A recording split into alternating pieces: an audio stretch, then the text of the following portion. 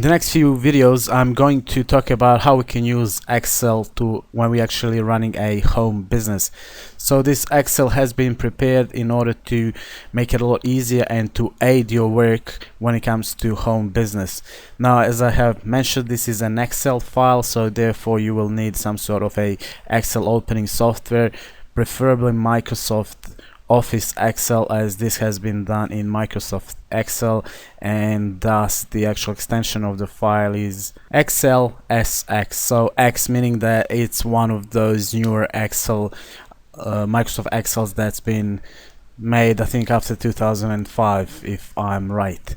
Okay, so basically this is a small and nice program which will show you all your expenses, all your to-do list, all your tasks, all your income and everything else. So in this video tutorial, I'll quickly run through some of the actual tabs available there and just mention a few things and where they are located. Okay, as with any other Excel program, you have the tabs down below, down at the bottom. So we have 1, 2, 3, 4, 5, 6, 7, 8, 9, 10.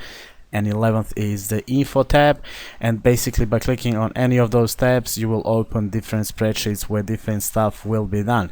The very first one is actually to-do list, and there's a list here, schedule, which you can set up, and we will have a look how to actually go to do that in one of the later videos. On the right hand side you'll find some information such as the priority and notes, and you'll find some copyright information as well. So basically this is the very first tab.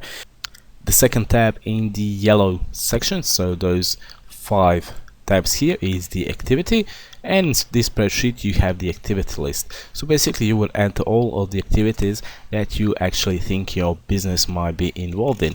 There's been a couple of categories here that's been divided into. There's the brainstorm, development, marketing and improving. There's the build, test, prototype. We have the development and improving, marketing and social, other and improve, skills and body. Now the last 3 categories have been auto-populated, so marketing and social, other and improve, skills and body, but you can easily delete this and actually edit it as you would like. Basically the whole idea here is just to use these dot points to actually write in the new activities in this list.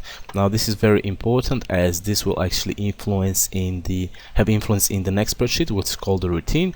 And basically here you would come and you would select the actual activity from this activity list here. Okay, if we move all the way to the right, we'll find this table represented, all of this table represented in a bit more different way. So we have the type of the activity and all the activities. So basically when you enter any of the activity here, so for example you enter something in here, this will be represented on the right hand side right there. Okay, and we can see that the activities that have been auto-populated have been actually inserted here, and this will give you a bit more nicer presentation of all of the activities. Okay, so make sure you actually set up all of the activities here correctly, as like I've said, it will actually have some influence in the later on spreadsheets that we are going to have a look at. Okay, the third tab is the routine activities schedule, and here you'll have all of the routines, and as you can see this is on a weekly base. Okay, and we have some instructions here as well.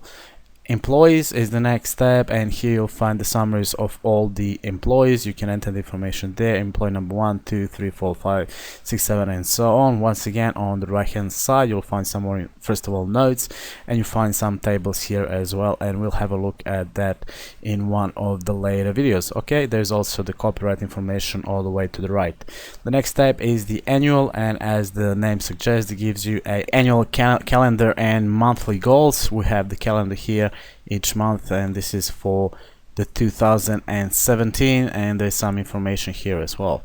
Okay, now going into personal budget, we'll find personal monthly budget, so this is on a monthly base as well. We find all sorts of tables which we can populate, and some of the graphs which will be auto-populated once we actually, for example, insert some daily livings budget and actual, and the difference here information. This will actually create some graphs and whatnot. And here we do also have some info on how to actually go about with this template. Moving into the budget now, this is the yearly budget calculator. Some of the stuff will be auto-populated from other from other actual spreadsheets. Some of them you will enter yourself, and once again you are going to get some sort of a statistical representation of all the yearly incomes and your expenses, and basically that will be presented here as a figure. Okay, and moving to the company, this is now the company budget. So you would enter your company name and the year here. We have the income, we have the income for the goods and for the services. We have total expenses and everything else. So there's quite a lot of information here, and it covers most of the stuff that you would actually have to fill in if you're running a home business. So it's a good thing to have everything there already included, so you don't have to actually include more stuff, as this pretty much covers more or less all of the expenses and all of the incomes that you could possibly have. Then we come to the startup costs tab, which is this one here, and there's quite a lot of information here which we'll go through, which actually explain what each one of those fields actually does and what you're supposed to enter into those fields. And you can see it's quite it has a lot of details here explaining what each field does, and we'll have some total cost and some deficits down the bottom, which will be presented once all of the information has been actually inputted there. We also have the information about this particular spreadsheet, and there's the license agreement here, which is to be previewed. Okay, we'll come to the second last tab here, which is the pricing.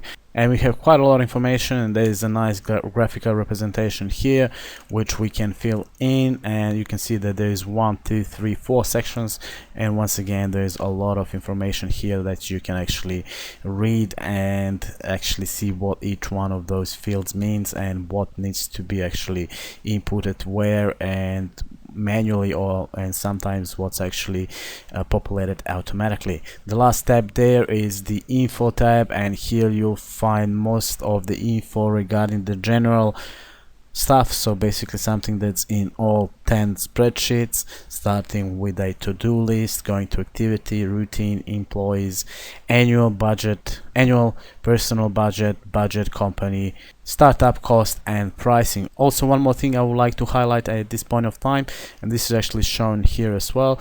If you have a look at the bottom and you look at all the tabs, we have 3 different colors. So we have the yellow color, we have the green color, and the blue color.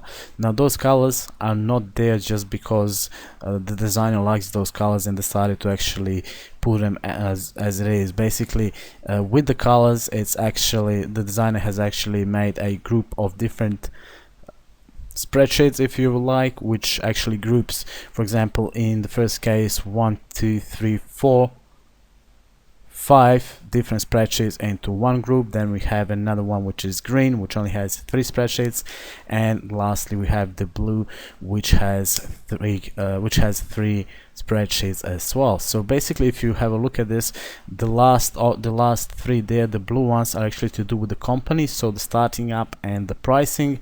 Let's consider that to be the company information. Then you have the personal budget, which is green, and the budget itself. Okay, so this is something to do with the budget. And then we have, I call the first couple the actual activity stuff. So basically you have to-do list, you have the activity itself, the routine where you actually put the routines, the employees, and the annual and monthly goals. So let's have a look. Let's say that the first 5 are actually activities, then we have information about the budget, then we have the information about the company itself, and lastly we can read about all this in the spreadsheet called info.